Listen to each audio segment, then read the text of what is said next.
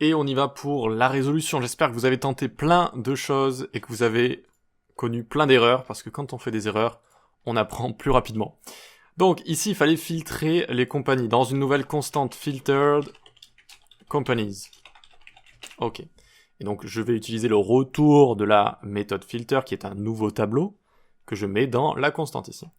Donc, companies.filter, j'y envoie ma fonction callback, la valeur courante j'appelle compagnie, ça m'a l'air logique, et à chaque fois, je vais garder les compagnies dont le revenu est strictement supérieur à 5000. Voilà.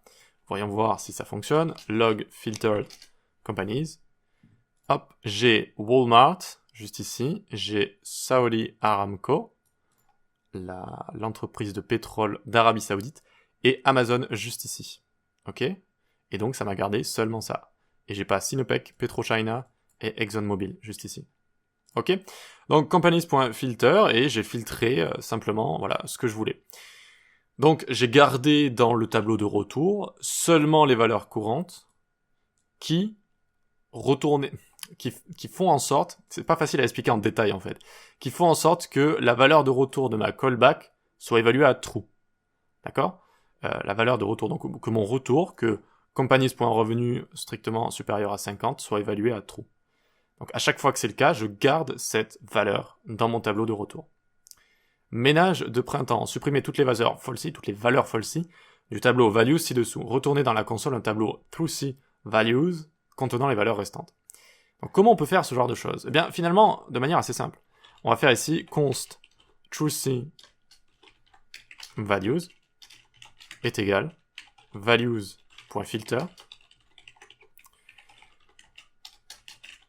Et voilà.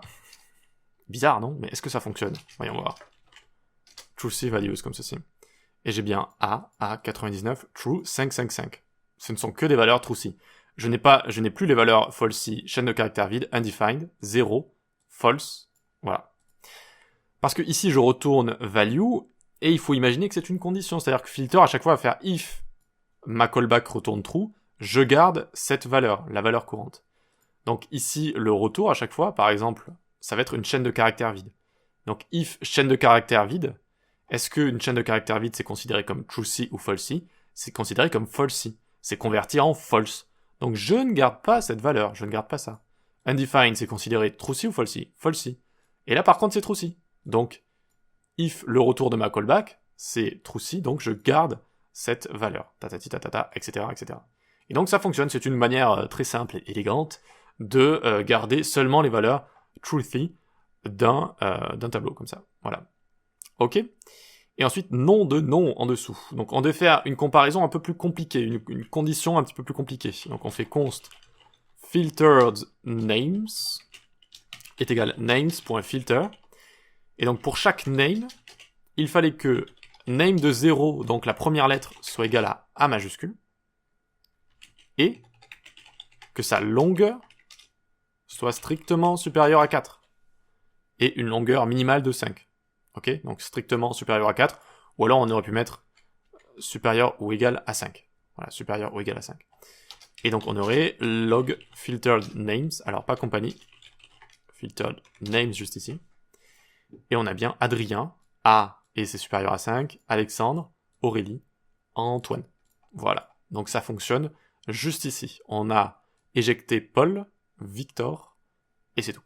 Et c'est tout.